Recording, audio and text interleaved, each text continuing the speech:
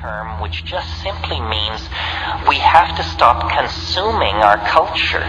We have to create culture. Don't watch TV. Don't read magazines. Don't even listen to NPR. Create your own road show. The nexus of space and time where you are now is the most immediate sector of your universe. And if you're worrying about Michael Jackson or Bill Clinton or somebody else, then you are disempowered. You're giving it all away to icons. Icons which are maintained by an electronic media, so that you want to dress like X or have lips like Y or something. This is shit-brained, this kind of thinking. That is all cultural diversion. And what is real is you and your friends and your associations, your highs, your orgasms, your hopes, your plans, your fears. And we're told, no. We're unimportant. We're peripheral. Get a degree. Get a job. Get a this. Get a that. And then you're a player. You don't even want to play in that game. You want to reclaim your mind and get it out of the hands of the cultural engineers who want to turn you into a half-baked moron consuming all this trash that's being manufactured out of the bones of a dying world. Where is that at?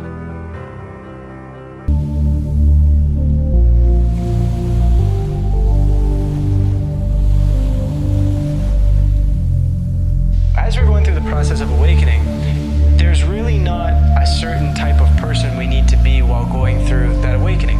We don't all of a sudden need to start changing the words that we use and how we're starting to be. We don't need to try really hard to be happy and be positive and all that sort of stuff. Or we don't need to label ourselves as indigos and star seeds and all these sorts of mind-related things that we kind of put on what it means to be going through an awakening. Truly what needs to be focused on is the internal work that we all need to do. That's, looking at the fears, looking at our own journey and seeing, what drives me? What is going on that is creating me to have this belief system in my life about the world, or about how I'm supposed to act when I'm with a relationship, or how I'm supposed to, treat others, all that sort of stuff. It's those belief systems and that way of seeing the world that is what this shift is all about. It's shifting out of the old ways of seeing things and doing things and opening up to kind of infinite potentiality. It's not so much just seeing, hey, I'm going to go from one box kind of to another box.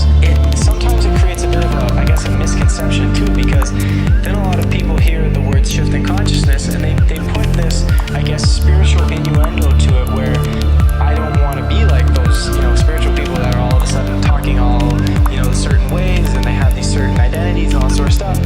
It's more so just this shift can happen to everybody. It is happening to everybody. The quote-unquote average person is going through this, and there's no way that we have to be or have to look while going through it.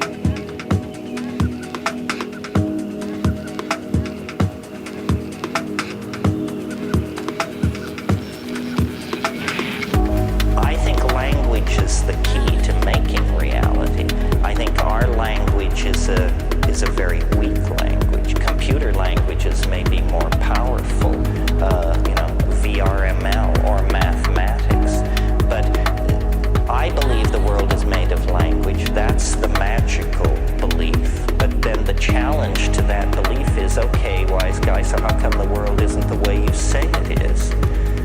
Well, that's ungenerous. I think because it doesn't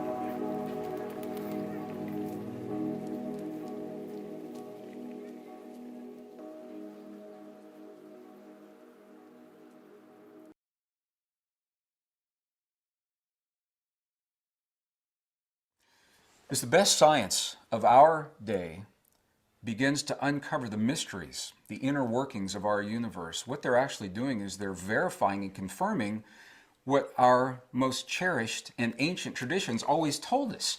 In other words, science, after only 300 years of existing, is now arriving at the place where our spiritual traditions began over 5,000 years ago.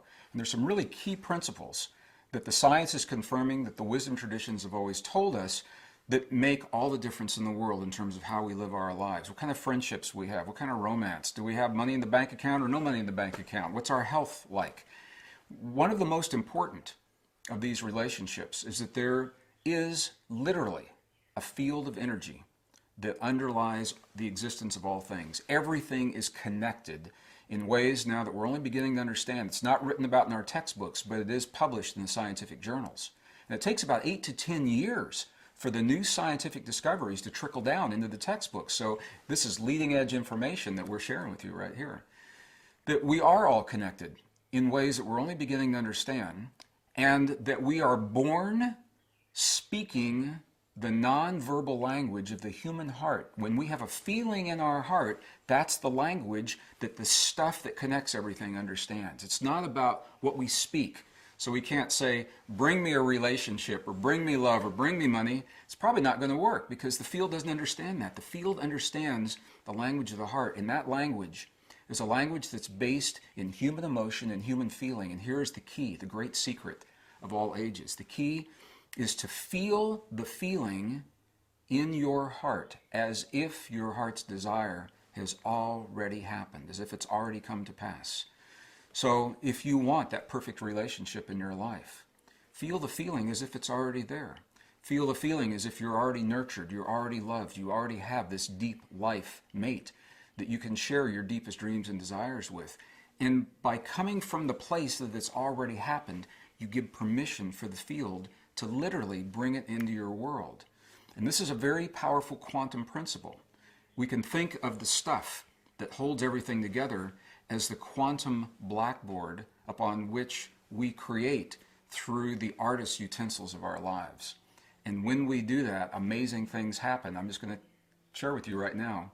Be very, very aware of what you feel, because it's going to show up in your life very, very quickly. I'm going to show you very quickly some of the early research. This is the first study, and I won't go into it in great detail except to say that this experiment was performed in the Middle East during the peak of the Lebanon War in the early 1980s. It was hypothesized, based on many previous smaller experiments, that if enough people were collectively experiencing and stimulating this fundamental, powerful field of peace within, that there would be a radiated influence of peace that would affect the behavior of people throughout society. People would wake up in the morning and they'd decide, hey, I don't think I'm going to kill anybody today. What a novel thought. That, with some expanded comprehension and less narrowly cramped, narrowly self-centered, acutely stressed vision, that those desperate acts of terrorism simply don't really have a fertile field to fall on. So this chart shows a dotted line going up and down, which is the rise and fall on a daily basis of the number of people who were meditating as a group in Jerusalem. About 1,000 people on average, sometimes more, sometimes less. And the solid line represents progress towards peace in the war in neighboring Lebanon. And even before the benefit of statistical analysis, you can almost see from the raw data that progress towards peace, measured by reduced war deaths, reduced war injuries, reduced number of bombs, that progress towards peace goes up and down almost in lockstep with the number of people who were meditating as a group, radiating this influence of inner peace to become outer peace. When this was subject to mathematical analysis, the likelihood that this is simply due to some fluke, due to chance, is less than 1 part in 10,000 to be able to say something with this certainty that group meditation prevented war. That is a really remarkable finding. When this was published in the Yale University Journal of Conflict Resolution, it ignited a firestorm. First of all, it took 2 years to publish the paper because the editors reviewed it and reviewed it and reviewed it, and they said in the end, this paper is unassailable. This paper was performed at a standard of scientific rigor far beyond that required for publication in any journal. So they had to publish it, but they published it with a letter. And the letter in the journal said, the results of this experiment are so unexpected that 1,000 people could influence the behavior of 1,000,000, that they urged other scientists to go out and repeat the study. And that's exactly what happened over the next 2¼ years. 7 other scientific collaborations went out and repeated the study, training and assembling groups of meditators, practicing transcendental meditation. And in every one of these experiments during this 2¼ year period, there was a marked reduction in violence and war. 80% drop in war deaths and war-related injuries in comparison to all the other days during the 2¼ years where there were no meditating groups, when the situation grew slightly worse, as this chart shows, in comparison to 7 highly positive bars showing highly statistically significant progress towards peace in every single experiment. If you put these together, the likelihood that this reduction of war was, again, simply due to chance and not due to the meditating groups was less than 1 part in 10 million. There is far more evidence that group meditation can turn off war like a light switch than there is evidence that aspirin reduces headache pain, for example. It is a scientific fact.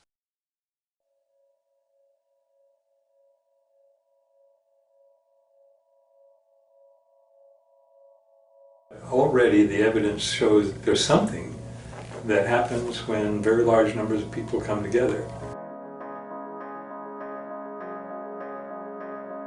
The data show, because of the correlations, the consciousness is involved, human consciousness. What's important is that there is some quality of consciousness, some aspect of physics, which is not complete. I often say it's a small effect, so small that you shouldn't think you're going to be able to switch channels on your TV by thinking on it. That smallness of effect is absolutely not what's important when you think about implications in science. Nobody wants the standard model in physics to be overthrown. We don't think it necessary to overthrow the model. We think it's necessary to enhance and increase the capacity of the model. That's all.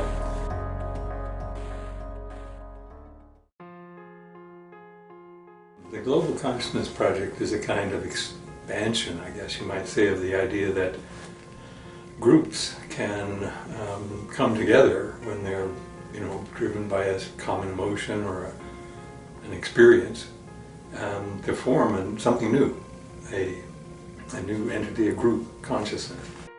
Our measurement system is designed to be a global network. We have about 65, 70 stations or nodes around the world where we have what we call eggs. That's an REG attached to a computer.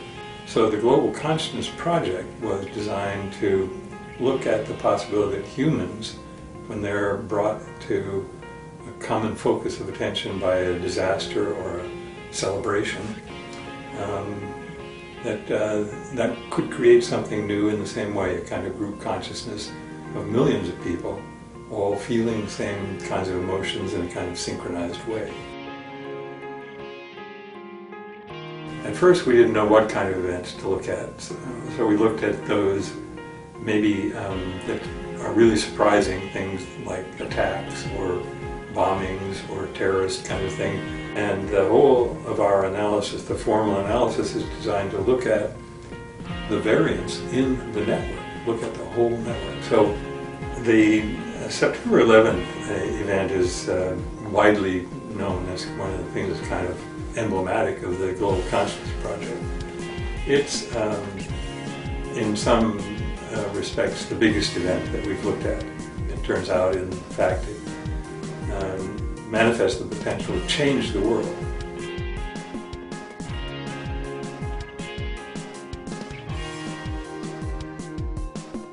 We did an awful lot of analysis on that.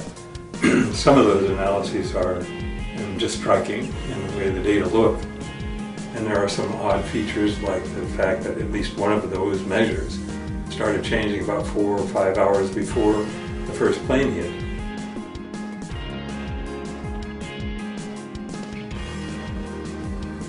I think the data are pretty much indisputably in support of the fact that we do interconnect. We interact.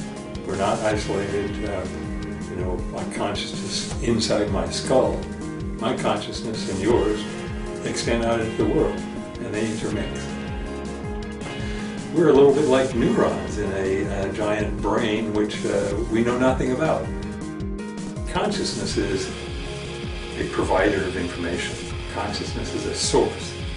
We change the correlation matrix of a network that's scattered all over the world. We change it. It isn't random anymore. Those devices that are separated by thousands of kilometers are suddenly acting more like each other than they should by chance.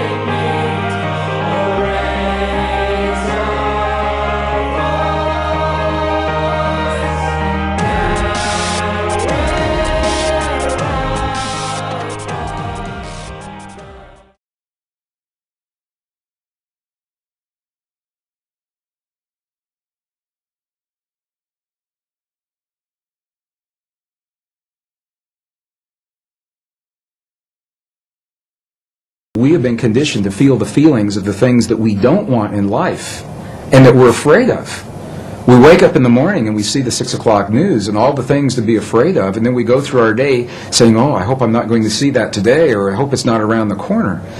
And my question so fascinated me, where do we learn to feel the things that we don't want rather than things that we choose to have? And how would our lives be different if we could cut through all of the static and simply choose in our lives what we would like each moment of each day, or our relationships, or our abundance, or our careers, or the peace in our families to look like? What would our lives look like if we could do that? And there's very good scientific evidence showing precisely what our lives would look like, because we would very quickly experience everything that we've created. As a scientist, one of the first things I had to understand, and again, my training, I was trained in the hard sciences, and there was no allowance for any inner experience to have an effect on our outer world to begin with. Number two, I was raised in a relatively conservative community in the Midwest. I was born in Missouri, Kansas City, Missouri. Excuse me, in that part of the world, when you talk about emotions, they kind of get lumped into this nebulous experience. Thoughts, feelings, emotions are all the same thing. We really don't talk about them much. And by the way, as a male, we don't want to see much of yours. So that was my upbringing. So I began to understand when we go into the other cultures, and I'm referring again and again to this wisdom. We had this wisdom in Western cultures, and it was lost in the 4th century. About 1,700 years ago, it was edited right out of our most cherished spiritual and religious traditions, the biblical edits of the 4th century. It was not edited from the other cultures that we have visited, and that's the value of going into these cultures. And they identify 3 separate yet related experiences that we all have in our bodies, and they literally call them thought, feeling, and emotion. And here's the difference. The thinking they identify with the 3 upper energy centers of the body. The Sanskrit traditions have a 7 energy center or 7 chakra system that they work with. And they say the upper 3 are related to what we call thought or logic processes. So when we think about something, we picture it in our mind, that perfect relationship or peace between nations. But we can only invite it into our lives when we breathe the power of emotion into that thought. The emotion comes from the lower 3 of those creative centers in our bodies. So when we breathe the power of emotion into our thought, we imbue that thought with life. And those 2 energies meet in the one center that is not accounted for yet in our model. It's in our heart. Or what scientists call the 7-layer liquid crystal oscillator in the center of our chest. But we'll just call it our heart. Because that's what it does. Our heart is creating electrical and magnetic waves that are influencing the world around us based on what we think and the emotion that we breathe into those thoughts to create the feeling. So now we've just defined feeling. Feeling, by definition, from the Sanskrit tradition, is the union of thought and emotion. It creates the feeling. Now what makes this really interesting is that those traditions say we are capable of only 2 primary emotions: love and whatever we feel the opposite of love is. And when you get really deep into the teachings, they're 2 aspects of the same thing. But what they say is when we have our thought, we are either breathing the love of that thought or our fear of that thought to create the feeling. And the feeling then becomes sadness or joy or compassion or anger. Those are not emotions, those are feelings. Now for some people they say, well, you know, you're nitpicking. What difference could it make? And these are the subtle differences between these ancient ways of viewing this inner technology. It's literally a technology, because we can have the same thought or the same affirmation and imbue it with a different emotion and have completely different feelings and create a different outcome. And this is the great secret that was edited out of our Christian and pre-Christian Judeo-Christian traditions when 45 books were removed in the 4th century. 20 were taken out completely. Another 25 were condensed and rearranged. And we know this because we found the information now in the Dead Sea Scrolls, the Nag Hammadi Library, the Coptic, the Gnostic texts.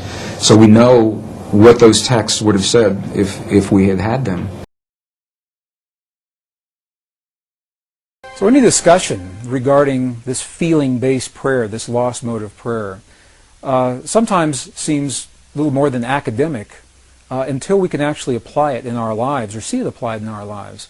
It's in the late 1990s that I had the opportunity to do precisely that, when I saw the footage documenting the healing of a life-threatening condition within the body of a living woman using precisely the kinds of techniques that we're speaking about right now. For me, it was this kind of information that took this lost modality of prayer out of the realm of academics and into something that's very real that we can apply in our lives. I had the opportunity during that time to see some video footage of the healing of a 3-inch diameter bladder cancer inside the body of a woman who, by Western medical standards, had been diagnosed inoperable. She had gone, as a last resort, to a medicineless hospital in Beijing, China. It was in this medicineless hospital where they began simply by addressing the life-affirming ways that she could change how she was living her life. They taught her life-affirming ways to breathe and life-affirming ways to nourish her body, gentle movements to stimulate the energy centers in her body.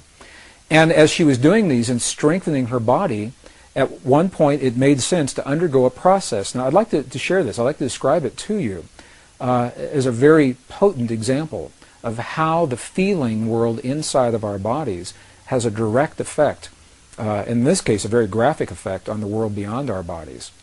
So in the video documentation, the film shows a woman lying on in a hospital room. She's fully awake, she's fully conscious, she believes in the process that's about to happen.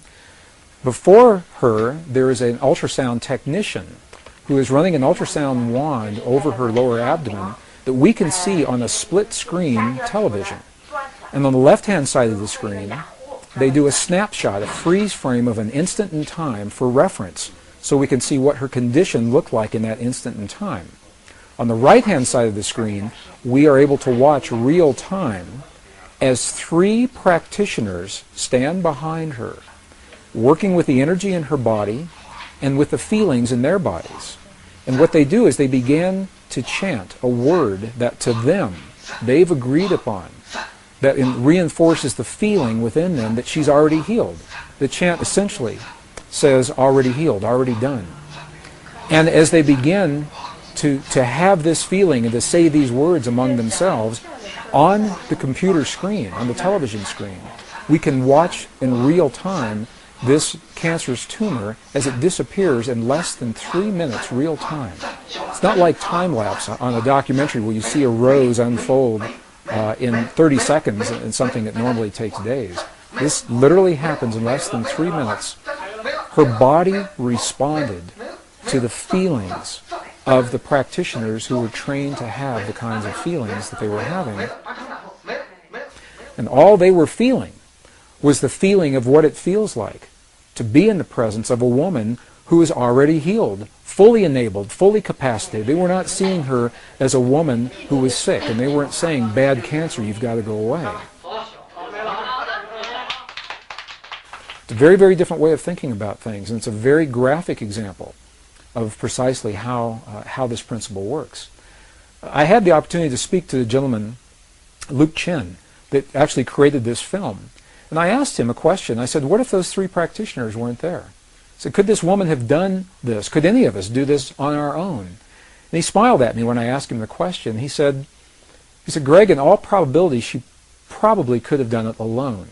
However, there's something about us humans in that we seem to feel more empowered and stronger when we're supported by others in the things that we believe in and in the things that we choose to accomplish.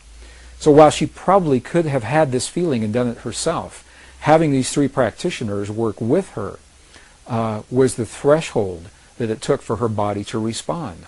All they were doing was having the feeling as if she were already healed, and in less than 3 minutes her body responded.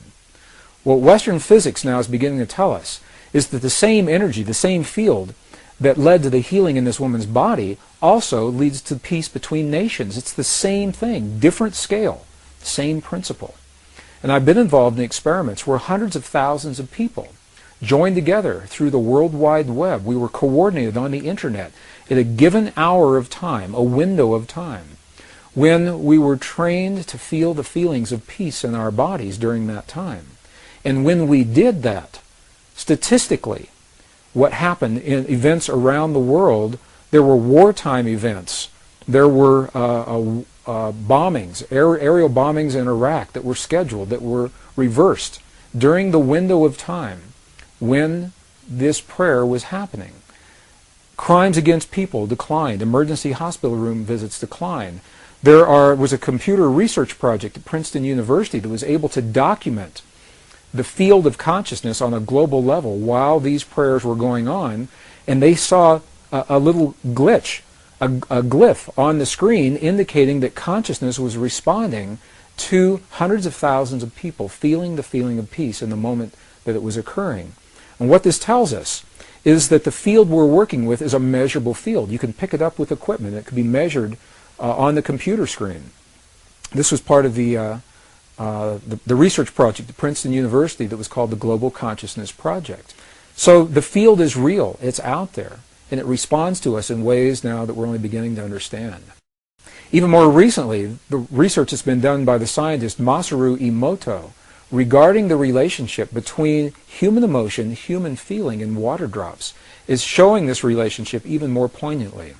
What has happened is that these scientists, this particular research project, has discovered that droplets of water that make up over 70% of our world anyway and 70% of our bodies, that these droplets of water respond to human emotion, whether it is felt in the body or as it is actually written on labels that are placed onto vials of water, and the emotion of the researcher as the labels are being written and placed onto those vials.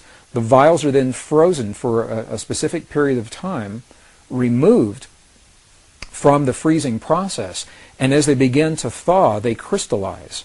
And the crystals are the telltale sign of what is happening with the emotion. For example, they've taken water, highly polluted, highly toxic water, from some of the most polluted dams in the center of Japan. This water has never been known to crystallize. They just can't get it to crystallize. And when you look at it under a microscope, what you see, it's a very muddy, very nebulous form. There's no symmetry. There's no crystalline structure whatsoever before the emotions are in place. After the emotions are there, for example, when 500 people pray over some of this most polluted water, the before image shows the water in its toxic state. The after image of the same water shows this water beautifully formed, beautifully clear, beautifully crystalline, perfectly symmetrical, purely from the result of human emotion interacting and human feeling interacting with this field of water. Some of the other research has shown families where children and their parents have encircled a vial of water in a room that has never been found to crystallize. Again, some of the very highly polluted and toxic water. And what they do, they make a game out of it. The children, they send love to the water. They say, "We love you, water. We appreciate you, water. Thank you, water, for what you bring to our world and our lives." And in that innocence, they are eliciting these genuine states of emotion. And as the research continues, it is precisely these vials of water that have received this kind of energy from the children and their families, feelings that the ancients called prayer, that the water begins to crystallize into beautiful, symmetrical, very clear forms, showing once again that there's a direct effect between what we feel in our bodies and what's happening in the world beyond our bodies. And it's a beautiful, beautiful, very poignant example of how each of us has an opportunity to participate, not to control and manipulate, but rather participate in the events of our world, the events of our lives, our families, our communities, and our bodies through the field that links all in creation.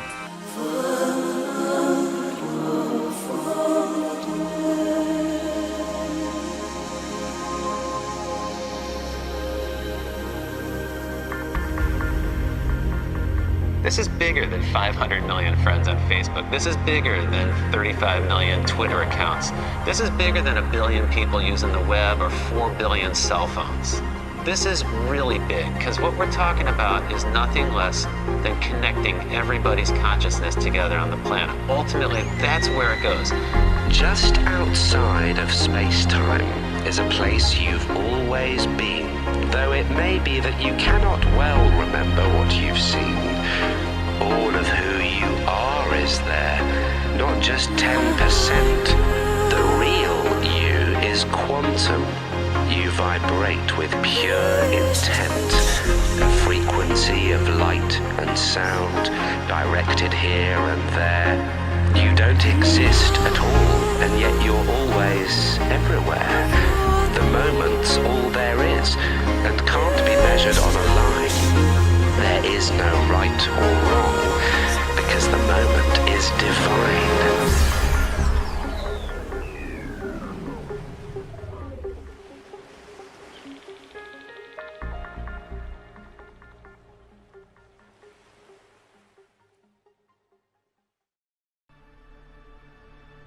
A lot of us are, we spend a lot of time focusing on the powerful few people who run this planet and keep things for themselves, like the T3RB, and work to keep the rest of us slaving away, distracted, dumbed down, blocked from our awareness of, our true power, our true nature. We call them the Illuminati, the world order, the dark cabal, the elite, etc. Yeah. What is our best defense against them? One thing, really, that people like that are actually able to control is information. And they don't actually have as much power as you might think. But what they've done is they have very cleverly used fear in people and the choice to focus on fear-based conspiracies in people to make it appear as if they actually have more power than they do. And therefore, they control the information that makes them seem so powerful that there's nothing we can do about it. The big secret is they're not as powerful as you think, but they're using every means in their disposal to control information to make themselves seem more powerful than they are. And when people fall into the fear-based conspiracy theories too far, they're actually one of the best assets that those people have, because those people are making them seem more powerful than they are by talking about how afraid they are of what these people are capable of doing, and they don't actually have that kind of power. That's the illusion. So what do we do? We focus on the things that are representative of what we prefer. We focus on systems that we prefer. We create the systems that we prefer to replace the systems that we don't. It's not about fighting against those people who are operating on a negative wavelength. It's about understanding that they're operating out of fear, they're operating out of a perspective of lack, that there isn't enough to go around, and we know that's not true. But we have to behave as if we know that's not true. We can't play their game of fear. We can't play their game of there isn't enough. We have to start creating the systems that demonstrate that there is enough. We have to start making the changes politically, socially, economically, whatever area of our lives we want to, that demonstrate what we believe to be true, that there is enough for everyone, that everyone has the ability to be self-empowered, that there will not be anarchy just because people are being allowed to be the individuals they truly are. And we have to start really redefining and reinventing ourselves in a much more positive light. And if we start really taking that to heart and start putting that out there more and more strongly, which is happening slowly, they will simply not be able to survive in that light. Now, eventually, what's also happening is because, again, we're all shifting to different parallel realities billions of times a second. It's not even that we're changing the world when we change, when we think about changing them or changing something in the world. We're not actually changing the world we were in. We're shifting to a new parallel Earth that is simply more representative of the change we've made in ourselves. And eventually, the more we do that, we'll simply occupy parallel versions of Earth that simply don't contain people of an incompatible vibration. And eventually we will no longer experience them. But the longer we choose to succumb to the fear-based ideas that they can control us, the longer we keep shifting into parallel versions of Earth that are simply reflective of the idea that they control everything. So we can shift away from that, but we have to create and generate that state of being for ourselves first, and offer them an opportunity to also understand that they don't have to be fear-based, that there is enough for everyone, and that it's a world that can be created with everyone in it that supports the total whole, and it's not just about the few getting what they need because there's not enough for anyone else. That's simply not a definition of a world that works. So we have to generate and live by the definition of a world that does work, and that will make all the difference. So we want to choose a world where they're no longer in power over us, where people aren't in power over people, where they no longer mar our skies with chemtrails, they no longer feed us lies through the media, hide truths that belong to all of us. Many of us, we believe that we've been actively choosing that world. Yeah, but the thing of it is most people really don't. The only reason that people like that exist is because we're giving them our power. You are your government, and if you are afraid of taking power yourself, and you're afraid of looking within yourself and facing even some of the things that you've compartmentalized in your own consciousness, then you're going to be giving your power away to someone who says they're going to do it for you. And the more you do that, well, this is what you wind up with. You wind up with people who are more than happy to run your life for you. But when you really, truly start taking your power back, it makes all the difference in the world. But, they're going to fight against that because we've put them in the position of telling them that we believe we need them to take care of us. But once we start really understanding what it means to be self-responsible, and once we explain and start acting like and giving examples of the reality that there is enough for everyone and start creating systems that reflect that, then they will see that they have no place in that world, and they will either have to choose to change or they will simply have to choose to go away. So it's really up to us, again, to direct whatever our experience of that is. Because if we really truly understand that each of us is our own reality, then there is no one who can do anything to us. We're doing it to ourselves by simply agreeing with what it is they're offering us. So we have to take responsibility back for experiencing whatever it is we're experiencing, because the only way we can experience it is to create it in our own reality. I walk out the house in the morning, and I look at the sky, and I see a plane laying down a fresh chemtrail across the sky that I didn't want to see. Yes. And I want to see it stop. In that moment. Okay. Well, let me stop you there. Let me stop you there. Why do you need to see it stop? Oh, well, I guess I would say that I need to see it stop because it's, dumping toxins on my planet that is killing plants and trees and affecting me. Okay, and that's not a reality that you prefer, correct? Oh, definitely correct. Okay, but it's not about judging that reality as being less than the reality you prefer. Otherwise, that's what anchors you to that reality.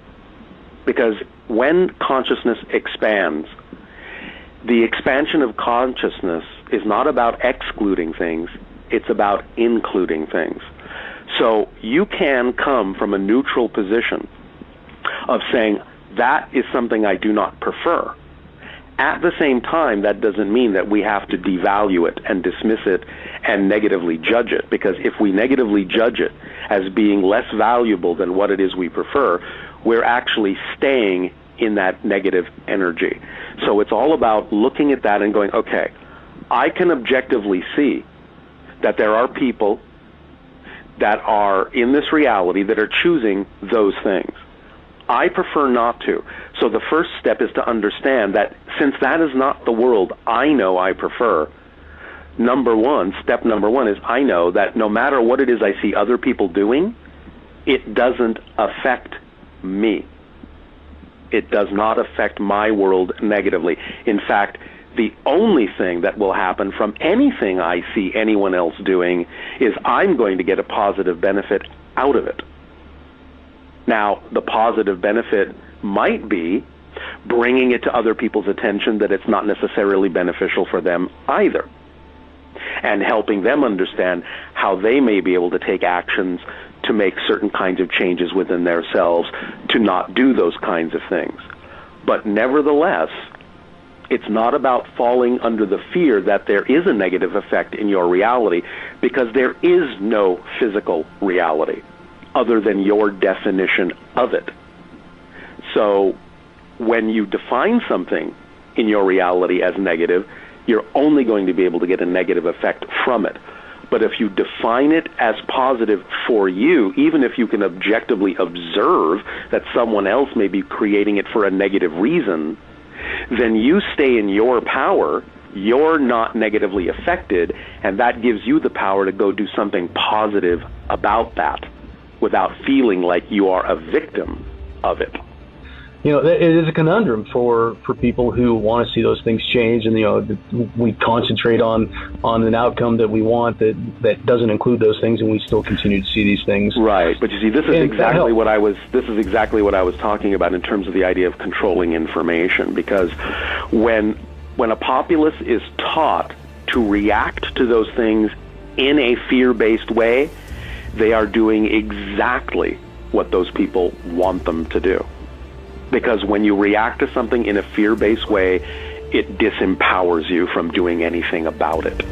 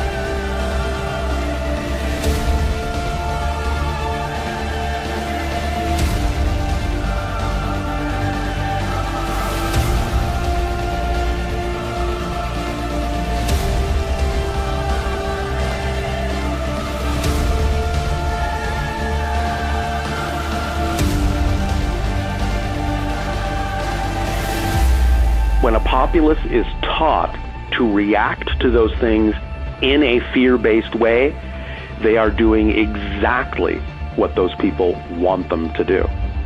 Because when you react to something in a fear-based way, disempowers you from doing anything about it.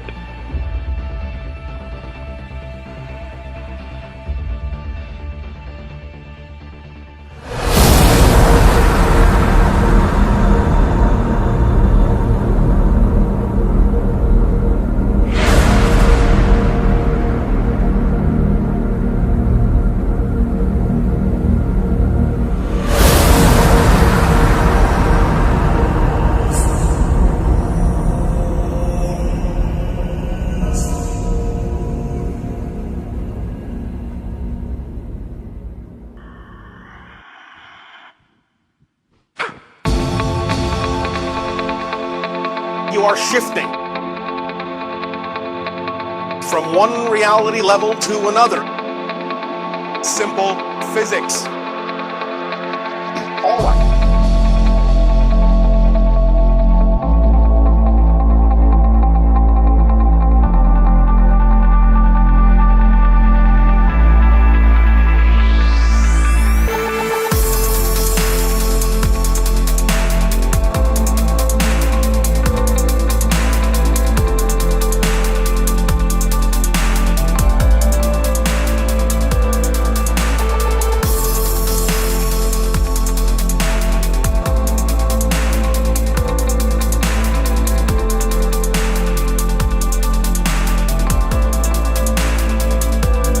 So, you are shifting. You've been shifting. You've been shifting all your lives. You don't have to wait to shift. You do it automatically based on your definitions and your belief systems of what you believe is possible for you.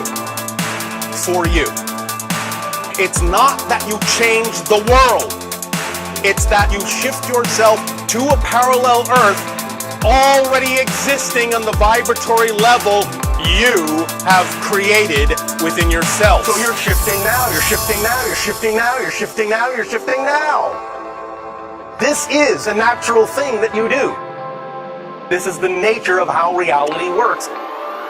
This is the nature of how change exists.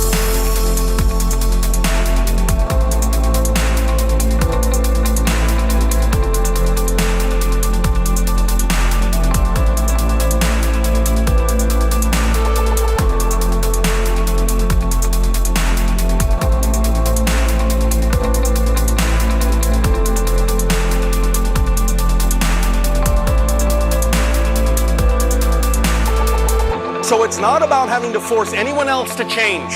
It's only about you changing and allowing reality, in a sense, to reflect back to you the shift you have made in yourself that could actually allow you to synchronistically shift yourself to that reality. Remember, what you put out is what you get back. For every action, there is an equal and opposite reaction.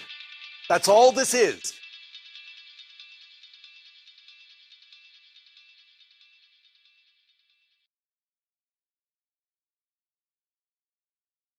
Now, in our culture, we've been trained for individual differences to stand out. So you look at each person, immediately it is brighter, dumber, older, younger, richer, poorer, and we make all these dimensional distinctions, put them in categories and treat them that way. And we get so that we only see others as separate from ourselves in the ways in which they're separate. And one of the dramatic characteristics of experience is being with another person and suddenly seeing the ways in which they are like you, not different from you. And experiencing the fact that that which is essence in you and which is essence in me is indeed one. The understanding that there is no other. It is all one. How are we going to keep building nuclear weapons? You know what I mean?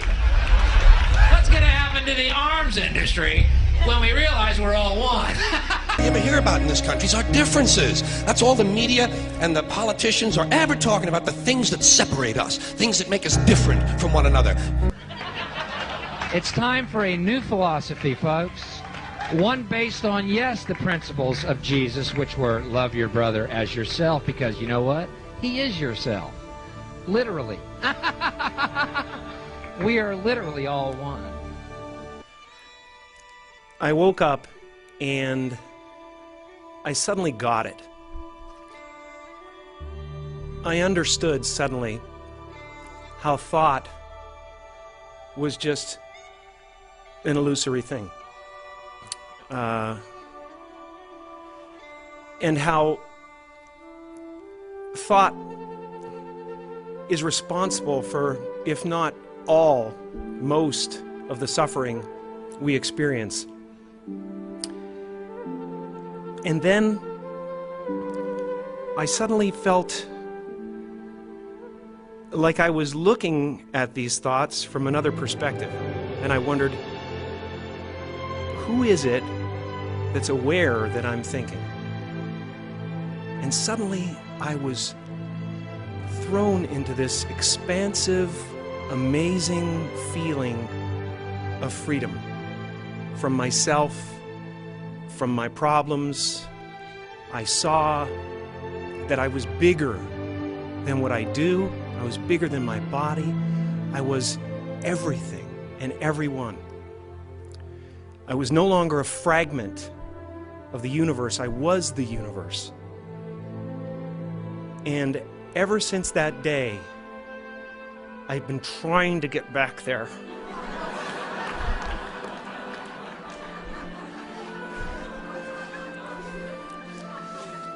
It comes and it goes.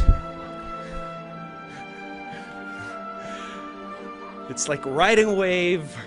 Sometimes I'm on, sometimes I'm off. And we are all one thing. It really is true.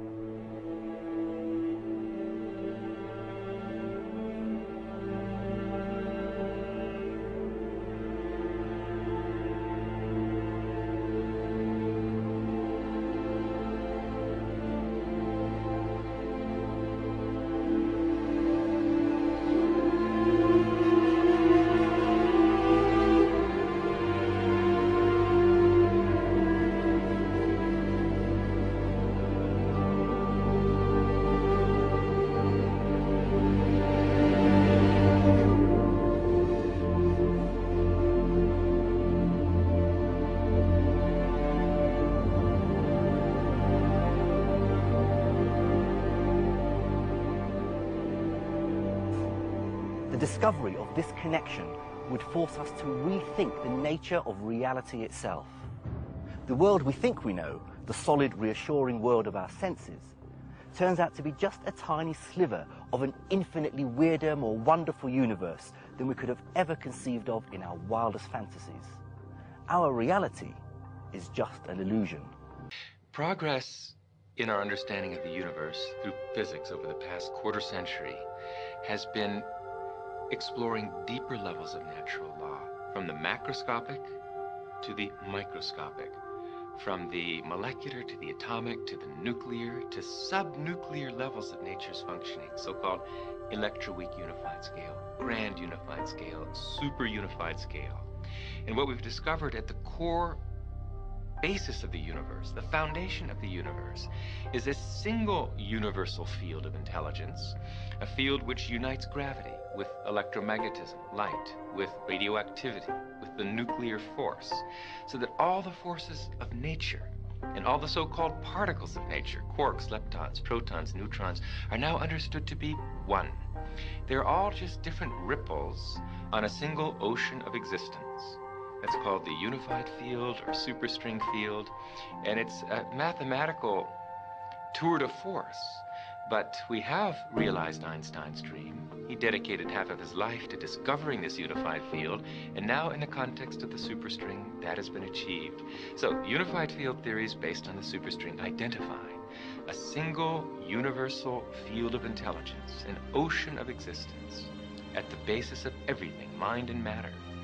And all the so-called particles of the universe, the forces in our universe, everything in the universe are just ripples on that ocean of existence. That's the unified field. And that field is a non-material field. It is ultimately the field of consciousness. And all our separate consciousness, wherever there's consciousness, is merely consciousness by virtue of the fact that my consciousness, your consciousness, are ultimately that. Everything in the universe is really nothing but that. Planets, trees, people, animals, we're all just waves of vibration of this underlying unified superstring field. We are really united at our core. And ultimately the understanding that's emerging will be that there is only one consciousness in this room. And it is you. And it is me. And it is each and every one of us. We individualize our consciousness through the filter of our nervous system. But the consciousness itself, our very inner subjectivity, the self in the big sense, that is universal. And knowing that, knowing it through experience, is called enlightenment, and has been called enlightenment through the ages. It sounds like you're going down through the physical realms, leptons, smaller, and you're saying at the base, it's not solid, it's intelligence. Why do you use the word intelligence? That is a very brilliant question. What you're saying really reflects a bias that all of us share. Everyone who's grown up in the scientific world is used to the concept that we're living in a material universe, an inert universe, a universe of dead matter. And because of that, it's difficult instinctively to grasp that we're not really living in a dead universe, that the universe is overwhelmingly conscious at its basis. See, what we have seen and studied for 300 years of classical physics is what we call billiard ball mechanics, macroscopic physics, classical physics, the physics of billiard balls, cannonballs, and planets. But quantum mechanics, even at the molecular level, let alone atomic, nuclear, subnuclear, in the realm of quantum mechanics, the idea of particle is replaced by the idea of wave function. And what is a wave function? Technically, it's a vector in a linear space.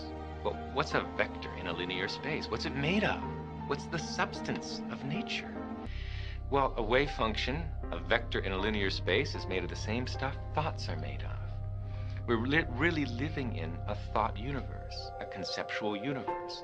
Quantum mechanics is just the play and display of potentiality.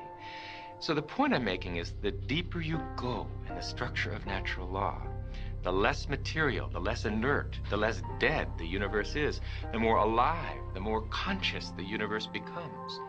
Then when you get to the foundation of the universe, the unified field or superstring field, it's simply a field of pure being, pure intelligence.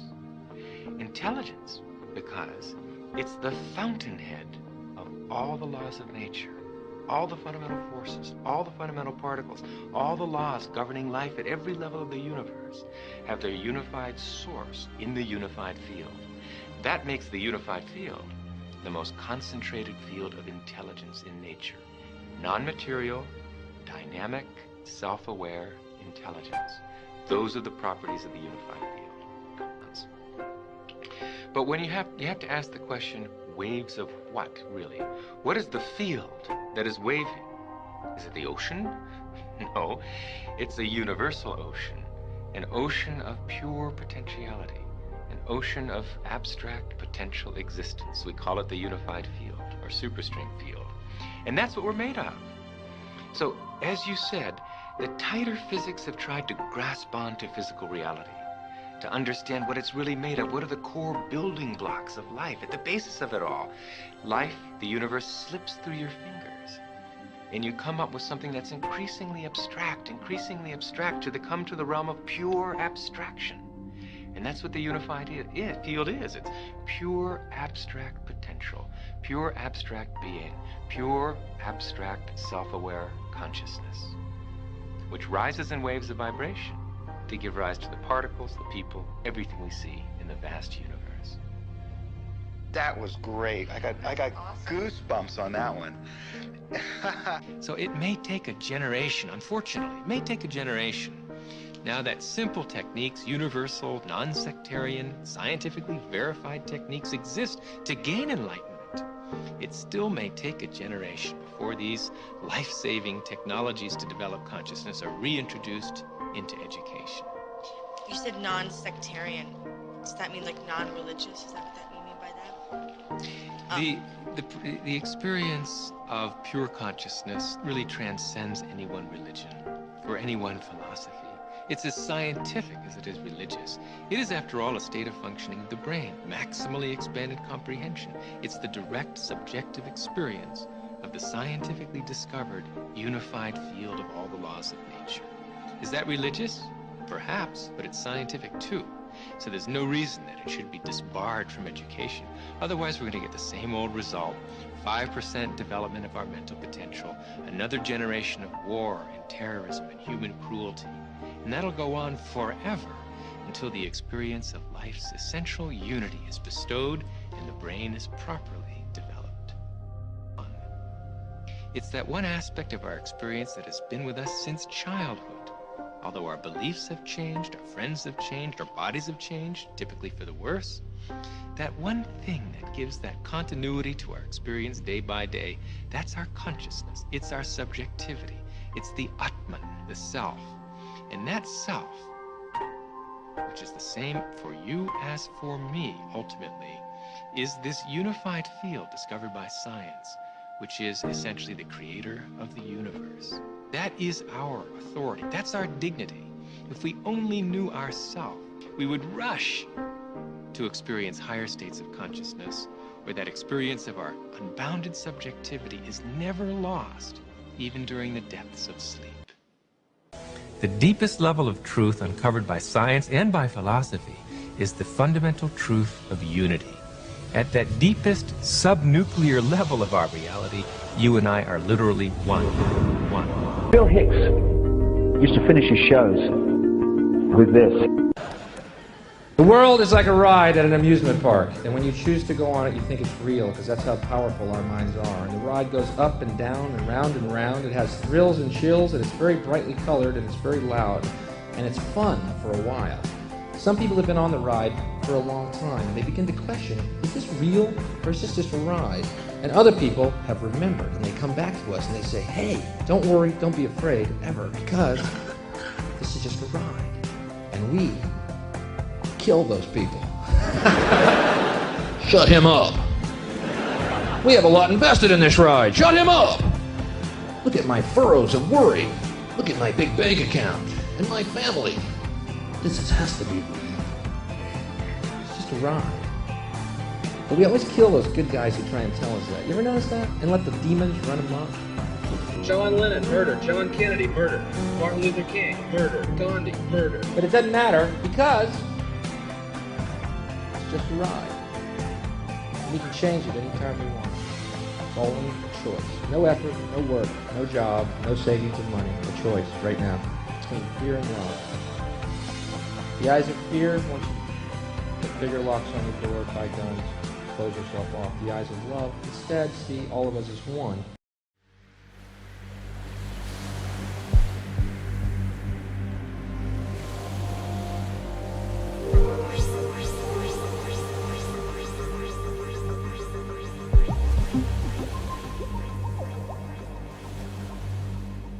think that there's another revolution coming. I'm not sure what it's going to look like, but I think it's going to be very interesting, and it's going to unfold over the next 10 years. And I think it needs to be a spiritual revolution. Every human being was invited to revision. Those who could not hear their heart chose systems of predation, while symbiotic souls found their way to co-creation. Predation pulled the mind. Symbiosis pulled the heart. Predation favored power. Symbiosis favored art. And thus the worlds began to split as humans made their choice to hear the voice of fear or to hear their inner voice. And as the Earth's vibration rose, the worlds became uncertain. Were human beings strong enough as one to lift this curtain? Their numbers seemed so few and scattered through a world of pain, where even on the brink of doom, predation seemed to gain. But transformation starts within, as every student knows. Often much has changed inside, while outside nothing shows. Those who sought for mastery of self began to meet. Vibration was aligning them at work and in the street. And where they met, they shared themselves in full, without disguise. Their meetings fueled their vibratory signatures to rise. Their glow was unmistakable. Their numbers grew and grew until together, as one entity, humanity came through, came through, came through.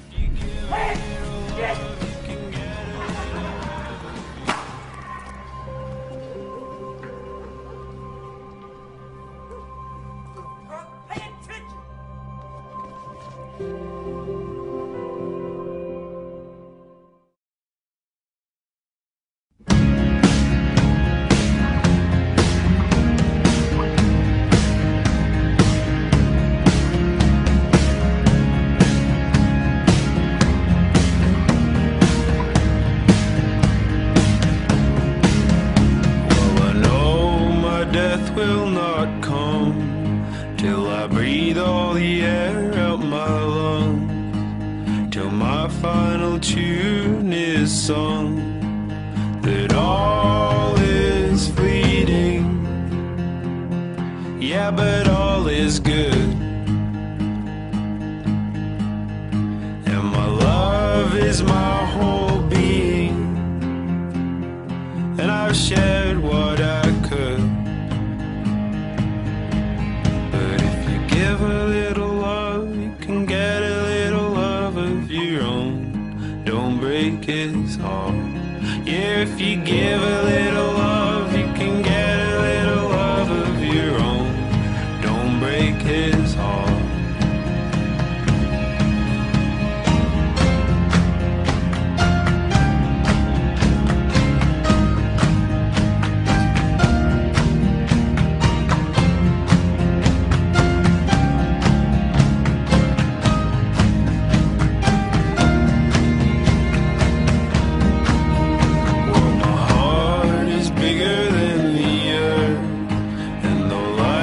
What gave it love first? Oh, well, life is not all that it's worth, 'cause life is fleeting, yeah, but I love you, and my love surrounds you like an ether in everything that you do. But if you give a little love, you can get a little love of your own. Don't break his heart. Yeah, if you give a little love, you can get a little love of your own. Don't break his heart. Yeah, if you give a little love, you can get a little love of your own. Don't break his heart. Yeah, if you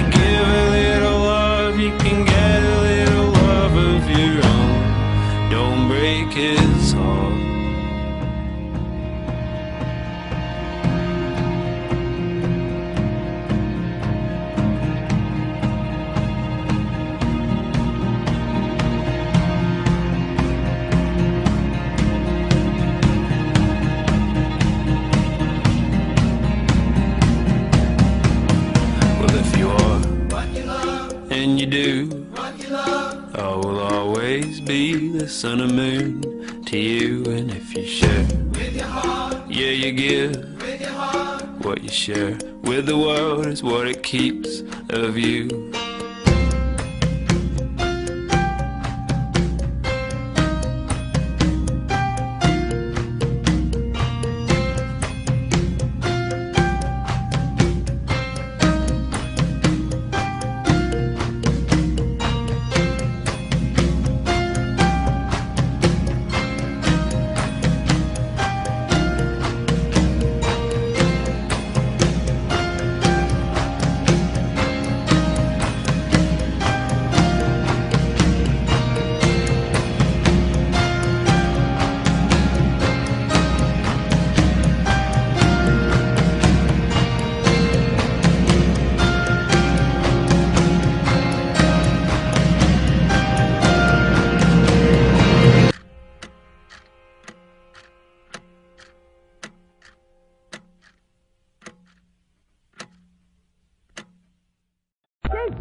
What do you want to do tonight?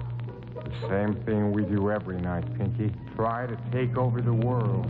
Whatever it takes to get you to try harder, read more, set your goals, and go for it. Here's the next attitude disease. Overcaution. Some people never will have much. They're too cautious. Now, you can also be too reckless, but you can also be too cautious. This is called the timid approach to life. And my caution was always the risk. Risk used to drive me right up the wall. I used to say, what if this happens? It's called the language of the poor.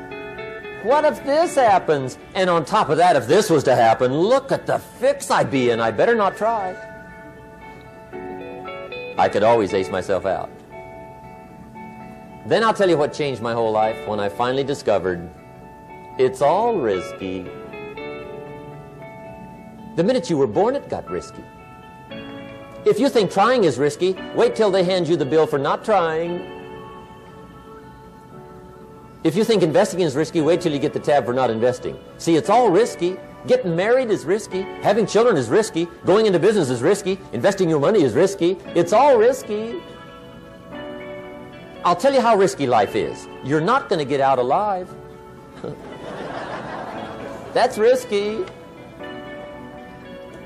The Englishman says, well, if that's the way it's going to work out, let's give it a go. Right, that's what it's for. Give it a go. Somebody says, yeah, but I'm looking for safety and security. Fine, then huddle in a corner. We'll cover you with a sheet, bring you 3 meals a day. And we'll protect you, feed you, look after you, care for you. We won't let anything happen to you. And you'll probably live to be 100. The guy said, well, yeah, I'd live to be 100. But what a way to live. Right. What a way to live, safe and secure. Don't ask for security. Ask for adventure. Better to live 30 years full of adventure than 100 years safe in the corner. And see, it's not important how long you live. What's important is how you live. Here's the next attitude disease. We're almost through with this motley list. In fact, we're almost through. Hang on. The next one is pessimism. Pessimism, the deadly disease of always looking on the bad side, the problem side, the difficult side, checking all the reasons why it can't be done. The poor pessimist leads an ugly life. He doesn't try to figure out what's right. He tries to figure out what's wrong. He doesn't look for virtue. He looks for faults. And when he finds them, he's delighted. How ugly. This is the poor guy who looks through the window, doesn't see the sunset. He sees the specks on the window.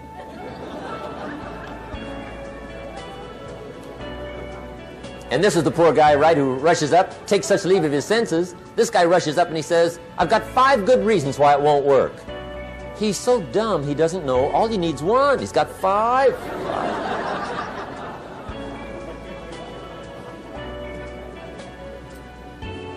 To the pessimist, the glass is always half empty. To the optimist, the glass is half full. Why would the same measure affect people two different ways? Answer: it all depends on how you look at it. Our lives are mostly affected by the way we think things are, not the way they are. The way we think they are affects us most.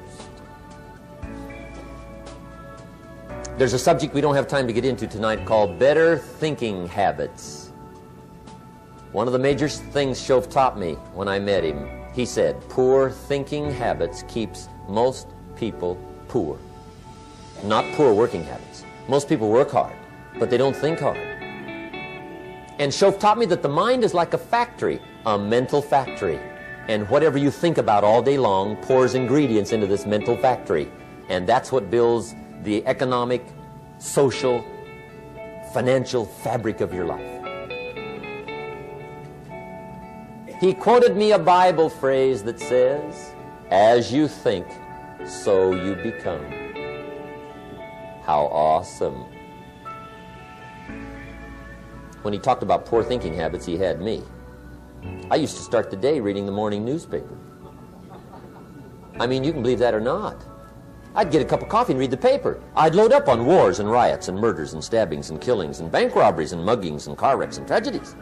I'd even read the back pages. I seem to like that stuff for some weird reason. I'd load up on all that, and then I'd start the day. You can imagine the kind of days I used to have. You walk around on your financial knees. They call you economic peewee.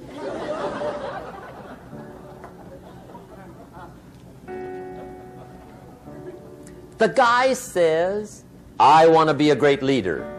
Wonderful. The first thing we do is follow him to his house. When we get there, we walk in and check his library, number one. Somebody says, well, why check his library? The reason is because what a man reads pours massive ingredients into his mental factory, and the fabric of his life is built from those ingredients. You would not believe what some people have got in their house to read. You would not believe. One of the best dressed up words I know for a lot of it is trash. Can you imagine dumping a barrel of trash into this mental factory every day and coming out with a rich, dynamic, positive life? It can't be done. You might as well try making a cake with cement. The kids back in Danbury, Connecticut, high school, they're asking me questions one day. I'm talking to the kids. Kids got good questions these days. One of them said to me, Mr. Rohn, how do you build the good life? I said, it's simple. It's not easy, but it's simple. Here's how you build anything. Select the right ingredients, keep out the wrong ingredients, and it starts with thought. Everything starts with thought. So you must be wise and careful what you think about, because that starts everything. You got to be wise and careful. I asked the kids, what would happen if somebody dropped sugar in my coffee? They said, well, you'd be okay. I said, what if somebody dropped strychnine in my coffee? They said, well, you'd be dead.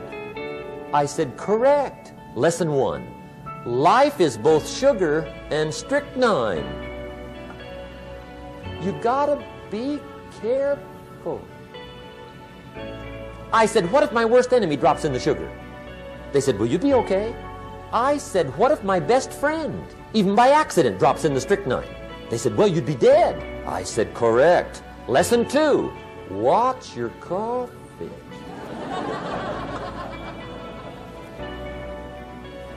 You got to be careful. See, it doesn't matter who hands you the bad stuff. It doesn't matter where you get the bad stuff. It'll still do its damage on your bank account, wherever you get it. Mr. Shoaff gave me one of the greatest phrases when I first met him when he said, Jim, every day stand guard at the door of your mind. how important. Stand guard at the door of your mind. And you decide what goes into your mental factory. Don't let anybody just dump anything they want to in your mental factory, because you've got to live with the results. Okay, here's the last disease, and we're through with this list. In fact, we're almost through. Hang on. The last subject is very brief. The last disease, but this one is deadly. Engage in this one, indulge in it even slightly, and you might as well forget the future, because it's going to forget you. Complaining, crying, whining, griping. A Bible word called murmuring. See, that'll ace your future. Spend 5 minutes complaining, and you have wasted 5.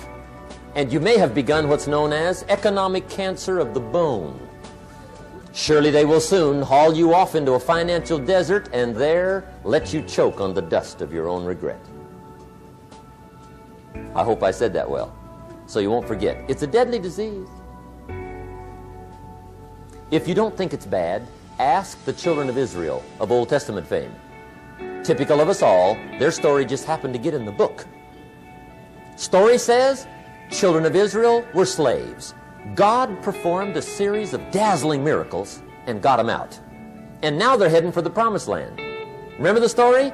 Heading for the promised land. Tragedy of the story, they never got there. Reason. From day one, they started to complain.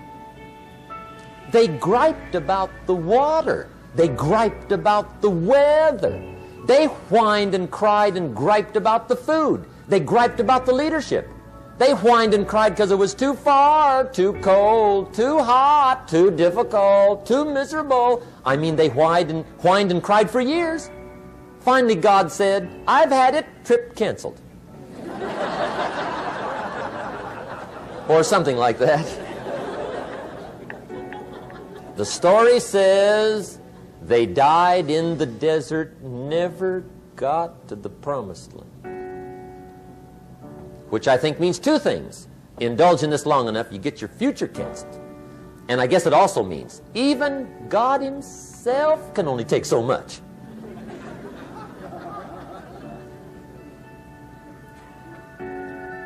Okay. Just be on the lookout of the things that can destroy all the good you start. The war is on. And this evening, tomorrow, mentally, personally, socially, economically, you got to make sure you're winning the war. And this is part of it.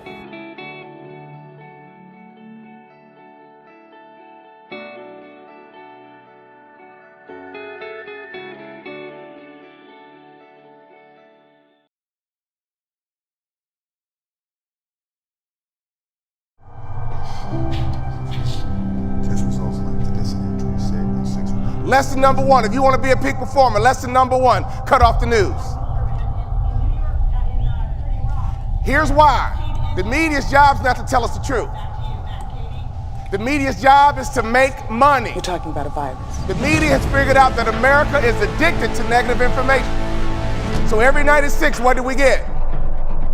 When's the last time you watched the news, turned to your wife, husband, significant other, and said, honey, I feel real good about America? That's not what happens, is it? When you cut off the news, you're sad, you're disappointed, you're fearful, you're frustrated. We are inundated with information about alcohol, sex, violence, and fear. Cut off the news. If you're stuck in your business right now, you need to recalibrate your vision. You cannot outproduce your vision. You will become exactly what you see. So when I started my business as a motivational speaker, my vision was to become the best basketball player in the world, but also become the best motivational speaker in the world. I'm not there yet, but I won't stop until I become number 1, because my vision is big, and it's going to take my lifetime to commit to this vision, and I want this vision to live on beyond me. I want to have a legacy that my children can live in. Are you hearing what I'm saying to you today? You're in a business where you can create a legacy, where your family can be blessed forever. My parents grew up in the South, sharecroppers. They were poor, and they got educated. And I went to a family reunion, and one of my uncles made a statement that changed my life. He became a superintendent of a school district in Chicago, and he made a statement. He said, the Bond family is not perfect, and we have some problems, but money ain't gonna be one of them. Man, I'm from Chicago, and I want to say it with gusto. He said, the Bond family got some problems, we're not perfect, but money ain't gonna be one of them. Now you substitute your name in that statement. You're in a position right now where money will never be a problem for your family again.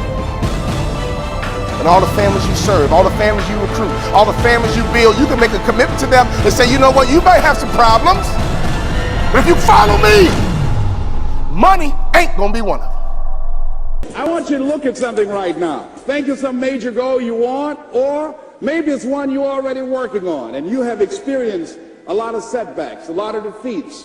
You've experienced a lot of disappointment. Maybe you've already given up. And maybe you just need a little fire, a little encouragement to get back in the game again. Here's what I want you to look at. There are winners, there are losers, and there are people who have not discovered how to win. And all they need is some coaching. All they need is some help and assistance, just a little support. All they need is some insight or a different strategy, a plan of action to make some adjustments that will open up the key to a whole new future for them, that will give them access to the unlimited power that they have within themselves. That's all that they need. So what I want you to do is think about something you want for you, that's real for you, that's important for you, that will give your life some special meaning and power. And I don't even want you to say, I can do that. I don't want you to assume that. See, 5 years ago when I started out in this area, I would not have been able to make the mental leap that I would be up to where I am right now. I don't want you to begin to just psych yourself out. No. I want you to be able to say something to yourself that will enable you to maintain a level of integrity with yourself. That when you say this, even when you face tremendous setbacks, it will be a benchmark to keep you in the game, to keep you moving forward and experimenting and readjusting your strategy and your plan of action, continuously looking for ways to win. So what is that something? When you got an idea you want to move on, you might not have the money, you might not have the education, you might not have the support or the resources you need. What is that something that can keep us going, that will enable us to act on our dream? What's one of those keys that will begin to help us to discover the secrets to our dream? Here's what I want you to repeat after me, please, with power and conviction. Say, it's possible. That's all I want you to do when you look at your dream. Just say to yourself every day, it's possible. Just say that every day to yourself, it's possible. Because what does that do? See, it begins to change your belief system. See, the way in which we operate, ladies and gentlemen, it's a manifestation of what we believe, what's possible for us. Whatever you've done up to this point, all that it really is a duplication, it's a reproduction of what you believe subconsciously that you deserve and what's possible for your life. Most people operate out of their personal history, out of their memory, things they've done, things they've experienced, things they've seen, things that they have observed. What I'm suggesting that you operate out of a larger vision of yourself. I want you to see yourself doing what you want to do, experiencing what you want to experience, having what you want to have, doing what it is that gives your life some meaning and value. Operate out of your imagination, not your memory. Because whenever you look at where you want to go, I'm wanting to warn you, you will have some conversation back here after you go through the data that you've experienced in life saying you can't do it. And so what you want to begin to do is ignore that inner conversation. Well, most people, ladies and gentlemen, when something happens to them, what they do is they begin to believe that that's the way it is. That's the way it's always been. And they can't see the possibility of it being any different. Example, before April 1954, the common belief, the universal belief, because it had been tried again and again and again, and people had failed, the belief was that man was not physically capable of breaking the 4-minute barrier, that he could not run a mile in less than 4 minutes. That was the belief on the planet. It had never been done. But here's what happened, ladies and gentlemen. Roger Bannister came along, and he broke the 4-minute barrier. Now, here's what's significant about that. Since that time, up to this day, over 20,000 people have done it, including high school kids. What changed? 20,000 people. What changed? Here's what happened when they got on the track. They knew it had been done. And because they knew it had been done, there was a new belief about this barrier, about this goal that was unreachable. And those 20,000 people got in a race believing, knowing in their heart that someone had done it, that it's possible, that they could do it. And I'm saying that if you know anybody that had some goal, some dream, something they wanted to do, and they did it, then I'm saying that you know in your heart that if someone has done it, then you can do it. It's possible. And that if someone can make their dream become a reality, that it's possible that you can make your dream become reality. And so as you begin to look at where you want to go, beginning to embrace that, it's possible. I'm blessed and highly favored.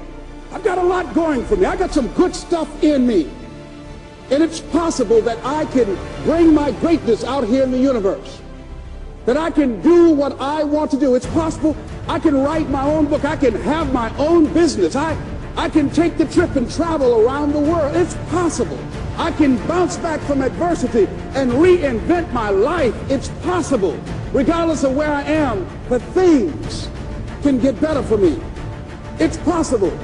I'm thinking about two men right here in Chicago who are fairly successful, similar background, educated. They worked for a corporation for many years, and they were among many people that were laid off. Two guys who were very good friends. One went out looking for a job for several weeks along with the other one, and they faced disappointment and rejection again and again and again. They couldn't find any work, which is the story of many people across this country. One guy stopped. He became discouraged. He stopped going. He stayed home looking at television, became very argumentative and toxic with his wife, drinking beer, getting on the phone, talking to his other negative, unemployed friends. And he just gave up. The other guy kept looking for a job everywhere he could go. Every time he could get an opportunity, kept asking people, networking, checking the newspapers every day. Kept going everywhere he could, trying to find a job. You have too much education. You're overqualified. You won't be here long enough. He kept going. He kept going. He went to a place and said, look here, I tell you what, if you can't hire me, and I know you can use my talents, abilities, and skills, I don't want to sit home and do nothing. Just let me do some volunteer work. You don't have to give me anything, all right? I just want to work. I want to be busy. Guy said, okay, it's on you now, but don't expect me to give you anything. It's okay. This guy came in and worked. He was the first one there. The last one to leave was the best employee there. About 4 weeks later, one of the top managers quit. They were looking for a replacement. Guess who they selected? This other guy. This guy who was volunteering his time. He got the job.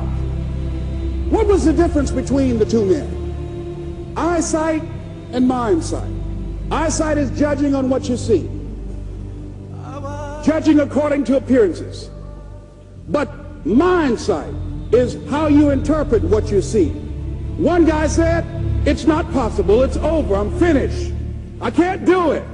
I can't make it. He surrendered. I've faced rejection again and again. I'm not going anymore. There are no jobs out there. But this other guy, he felt that in spite of the no's and rejections, in spite of how bad the economy is, in spite of what the newspapers are saying, that it's possible that somebody somewhere will give me a job. He just kept going, thinking it was possible. And guess what, ladies and gentlemen? That's what we have to do with our dreams.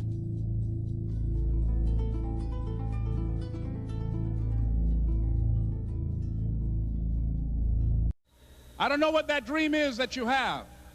I don't care how disappointing it might have been as you've been working toward that dream, that dream that you're holding in your mind, that it's possible. That some of you already know that it's hard. It's not easy. It's hard changing your life. That in the process of working on your dreams, you are going to incur a lot of disappointment, a lot of failure, a lot of pain. There are moments when you're going to doubt yourself and say, God, why is this happening to me? I'm just trying to take care of my children and my mother. I'm not trying to steal or rob from anybody. Why did this have to happen to me? For those of you that have experienced some hardships, don't give up on your dream. There are rough times that are going to come, but they have not come to stay. They have come to pass. Greatness is not this wonderful, esoteric, elusive, God-like feature that only the special among us will ever taste. You know, it's something that truly exists in all of us. It's very important for you to believe that you are the one.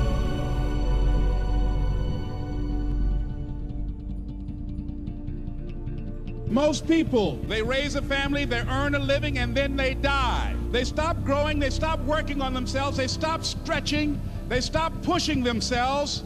That a lot of people like to complain, but they don't want to do anything about their situation. And most people don't work on their dreams. Why? One is because of fear. The fear of failure. What if things don't work out? And the fear of success. What if they do and I can't handle it? These are not risk takers. You spend so much time with other people. You spend so much time trying to get people to like you. You know other people more than you know yourself. You studied them. You know about them. You want to hang out like them. You want to be just like them. And you know what? You've invested so much time in them, you don't know who you are. I challenge you to spend time by yourself. It's necessary that you get the losers out of your life if you want to live your dream. But people who are running toward their dreams, life has a special kind of meaning. When you become the right person, what you do is you start separating yourself from other people. You begin to have a certain uniqueness. As long as you're following other people, as long as you're being a copycat, you will never ever be the best copycat in the world. But you will be the best you could be. I'm telling you to define your value. That everybody won't see it. That everybody won't join you, that everybody won't have the vision. It's necessary to know that you are an uncommon breed. It's necessary that you align yourself with people and attract people into your business who are hungry, people who are unstoppable and unreasonable, people who are refusing to leave life just as it is and who want more. The people that are living their dream of finding winners to attach themselves to. The people that are living their dreams are the people that know that if it's going to happen, it's up to them. If you want to be more successful, if you want to have and do stuff you ain't never done before, number two, I'm asking you to invest in you. To invest in you. Someone's opinion of you does not have to become your reality. That you don't have to go through life being a victim. And even though you face disappointments, you have to know within yourself that I can do this. Even if no one else sees it for me, I must see it for myself. This is what I believe, and I'm willing to die for it, period. No matter how bad it is or how bad it gets, I'm going to make it.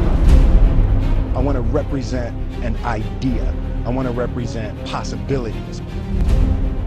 And some of you right now, you want to be, you know what I'm saying, you want to go to the next level. I want to counsel, I want to be an engineer, I want to be a doctor. Listen to me, you can't get to that level. You can't get to the level economically where you want to be until you start investing in your mind. You're not reading books. I'm challenging y'all to go to conferences. I dare you to invest time. I dare you to be alone. I dare you to spend an hour getting to know yourself.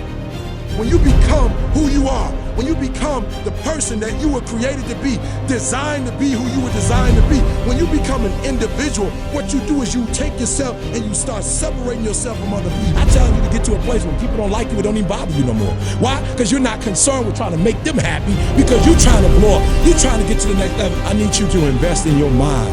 Invest in your mind. If you still talk about your dream, if you still talk about your goal, but you have not done anything, just take the first step. That you can make your parents proud, you can make your school proud, you can touch millions of people's lives, and the world will never be the same again because you came this way. Don't let nobody steal your dream. After we face a rejection and a no, or we have a meeting and no one shows up, or somebody say, you can count on me, and they don't come through. What if we have that kind of attitude? The car's repossessed. Nobody believes in you. You've lost again and again and again. The lights are cut off, but you're still looking at your dream, reviewing it every day, and say to yourself, it's not over until I win.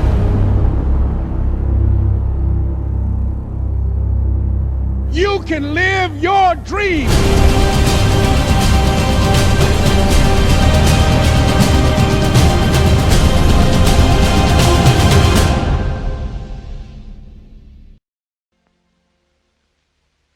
I'm sorry, but I don't want to be an emperor.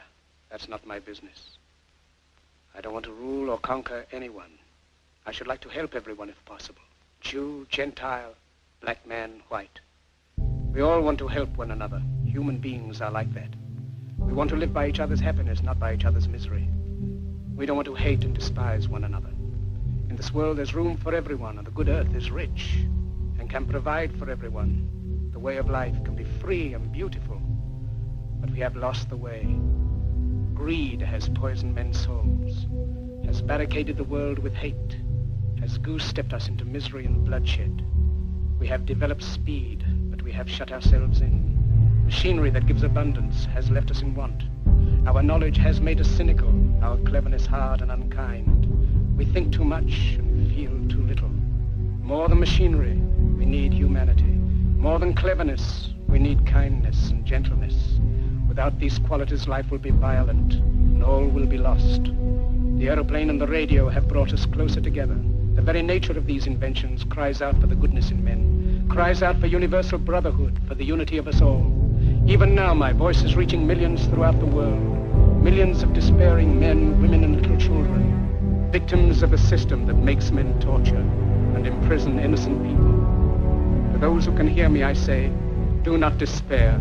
The misery that is now upon us is but the passing of greed, the bitterness of men who fear the way of human progress. The hate of men will pass, and dictators die, and the power they took from the people will return to the people. And so long as men die, liberty will never perish. Soldiers, don't give yourselves to brutes. Men who despise you, enslave you, who regiment your lives, tell you what to do, what to think, and what to feel, who drill you, diet you, treat you like cattle, use you as cannon fodder. Don't give yourselves to these unnatural men, machine men with machine minds and machine hearts. You are not machines, you are not cattle, you are men. You have the love of humanity in your hearts. You don't hate, only the unloved hate, the unloved and the unnatural. Soldiers, don't fight for slavery, fight for liberty. In the 17th chapter of St. Luke it is written, the kingdom of God is within man, not one man nor a group of men, but in all men, in you. You, the people, have the power to create machines, the power to create happiness. You, the people, have the power to make this life free and beautiful, to make this life a wonderful adventure. Then in the name of democracy, let us use that power. Let us all unite. Let us fight for a new world, a decent world, that will give men a chance to work, that will give youth a future and old age a security. By the promise of these things, brutes have risen to power, but they lie. They do not fulfill that promise. They never will. Dictators free themselves, but they enslave the people. Now let us fight to fulfill that promise. Let us fight to free the world, to do away with national barriers, to do away with greed, with hate and intolerance. Let us fight for a world of reason, a world where science and progress will lead to all men's happiness. Soldiers, in the name of democracy, let us all unite!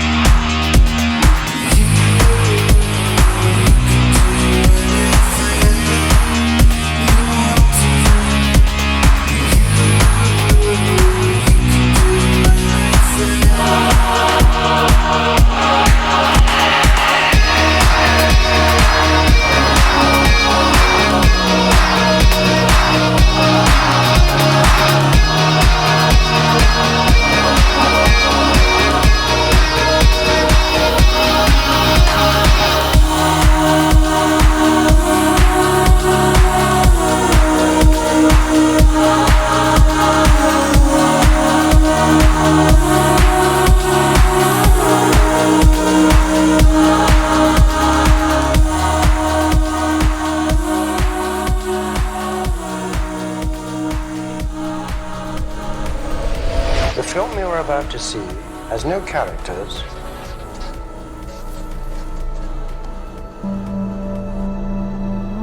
If you spare a little of your imagination, it is a film to describe to you the effect of cymatic frequencies on matter.